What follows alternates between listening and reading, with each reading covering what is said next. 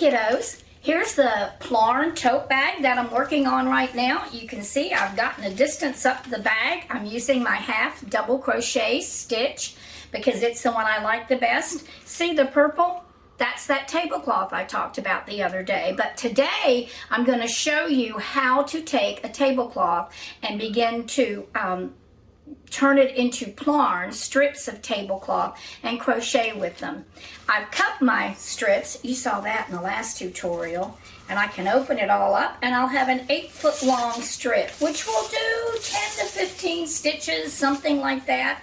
But then you have to tie a knot in it or something every 8 feet, and that can be kind of cumbersome. So I have another way of doing it. I want to share a little hack with you.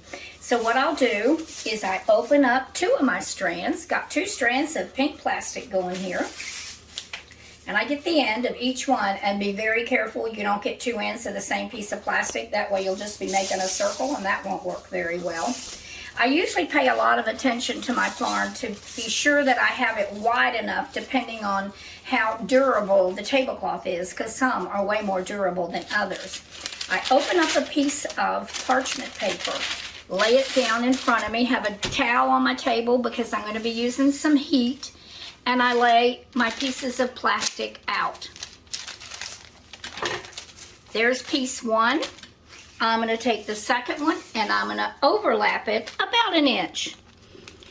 Because I just cut these things with scissors or a rotary cutter, I have to say nothing is really measured. It's eyeballed. Can you see that? It gets a little bit darker kind of where the joint is, and you can probably see it. So then I fold down my parchment paper, and the purpose of the parchment paper is to keep the plastic off my yarn. Yes, to keep the plastic off my iron. Thank you, Pixel. I'll cut out these interjections.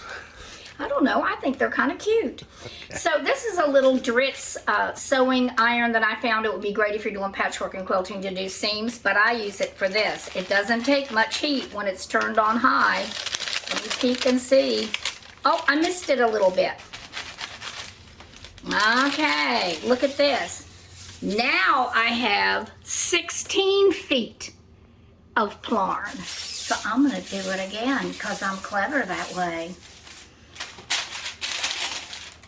Lay down my plastic, get another piece, overlap it a little bit, about 1 inch.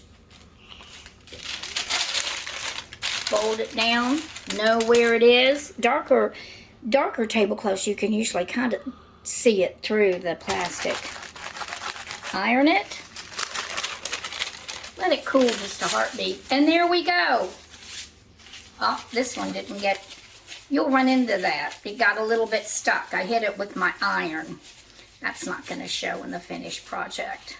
So obviously, watch out with your iron. I am ready to put the pretty pink in my tote bag. I will still be doing the half double crochet stitch, and I can start anywhere I want to. But I'm not going to start right where this is. I'm going to pick a different place. I use a K-hook. Use the one that is comfortable for you, whatever size you like, whatever gives you the size looking bag that you want, go for that.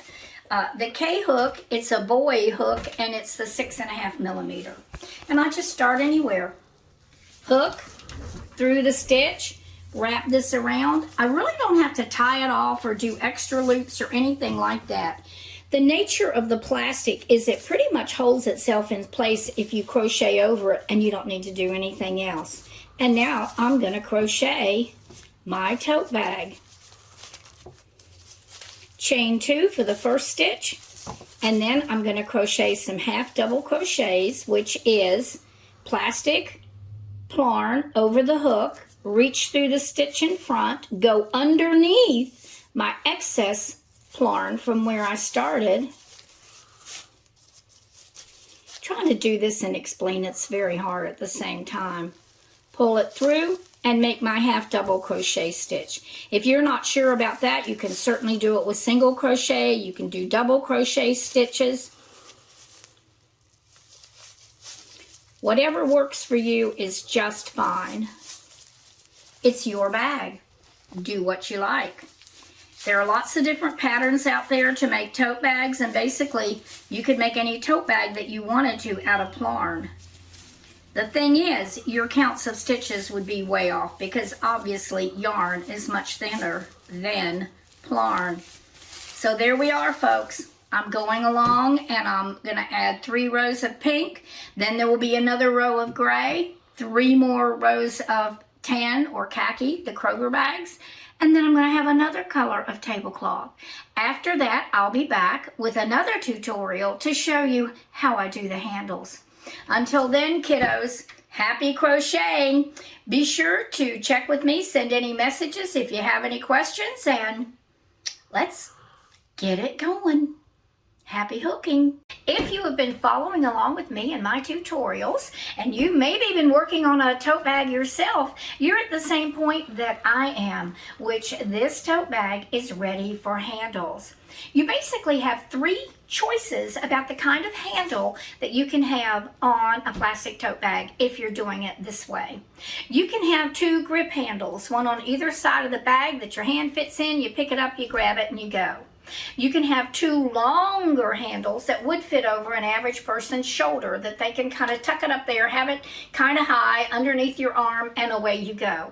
Or option number 3, you can have 2 grip handles plus one long hook or a strap that goes from one side of the bag to the other, would hang over your shoulders and would hang a little bit lower, more like at waist level. So that's the first decision you want to make, and I'm going to tell you how to do each one of these. This is the way I do it. You can certainly check out tutorials and maybe have a different idea. So I'm ready to start my next row, and this is going to be the row that has the beginning of my handle in it. So I'm going to get my measuring device here, and I'm going to measure the width of the bag on one side. We're talking about 15.5 inches, so that's like 7 3/4 ought to be about the center of the bag, and looking at that, that's that right there. So I'm going to put a stitch marker there. I'll tell you what I used to use before I got these fancy stitch markers. I used bread ties. And then because I'm a little bit obsessive, not too bad, but a little bit, I'm going to measure. Yeah, that's like 7 3/4 inches, and that's like 7 3/4 inches. Perfect. It depends on how thorough you want to be. I tend to flip the bag over. I'm trying to keep that on there so you can see what I'm doing, and do the same thing on the other side. Okay, and that's just right about in there. Does that match up? Yeah, right there. Okay, I think we got it. And I put a stitch marker in this side. Okay, now because I'm a little bit obsessive, gonna meggle it. Yep, pretty dang good, folks. I'm ready to go. So I'm ready to make my hook row. This again, it's not rocket science, okay? Get it close. That's as close as you need to be. Got my K hook. I'm ready to start my next row. I am doing the half double crochet. I'm gonna get that out of the way. It's in my way. It's bugging me. Okay, so I'm starting my new row. I'm gonna crochet half double crochet stitches, whoops, if I can get my deal going here, to within 8 stitches of the center of this bag. I don't count the center stitch as one of the 8. So, and you can mark this with a stitch marker too, and you could do it beforehand. I usually don't. This is a great project and it's a lot of fun, but I will tell you that it is not the easiest thing you're ever going to crochet. Let me count some stitches here. 1, 2, 3, 4, 5, 6, 7, 8 is right there. Okay, so I got like 3 more stitches to do, and I'm going to double check my counts. I'm doing 2 over-the-shoulder bags, because over-the-shoulder handles, because that's what the person who wants this bag wants. 3, 4, 5, 6, 7, 8. If I were doing grip handles, I would leave 6 stitches. Now I'm going to make I'm leaving the 8. I'm going to start to chain, and I'm going to chain 30 stitches, and I'm going to look at it. That was 1. I do them kind of loosely. 2, 3, because I'm going to have to crochet in them. 4, 5, 6, 7, 8, 9. Trying to do this on camera. I'm just so aware of what I'm doing. 10, that I'm very awkward, as you can see. The hook's going great. Bonus Mom, awkward. 11. Why it matters is so your handles will hopefully be roughly the same length. 11, that was a little bit tight. 12, 13, 14, 15, 16. This is just a double check. 71-year-olds can still count. 17, 18, 19, 20, 21, 22, 23, 24, 25, 26, 27, 28, 29, and 30. Then I'm going to look at it. I don't think that's quite enough for a hook, for a shoulder. I don't think that's quite enough to get a shoulder. That's 30, and I really couldn't remember. It's been so long since I've done one of these, so I'm going to go to 40. 1, 5, 10. That's pretty good. I think I can live with that one. I think that'll do it. That's 40 chains. But it depends on the, the size of your arm, your shoulder, whatever.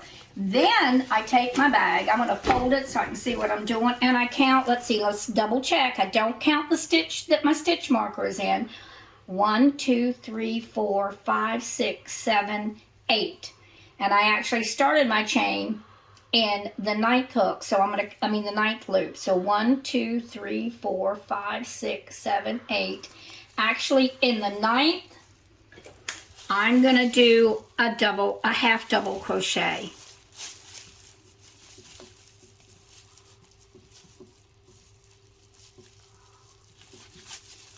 And then I'm gonna go all the way around my bag to the other side. And I will do the whole thing again.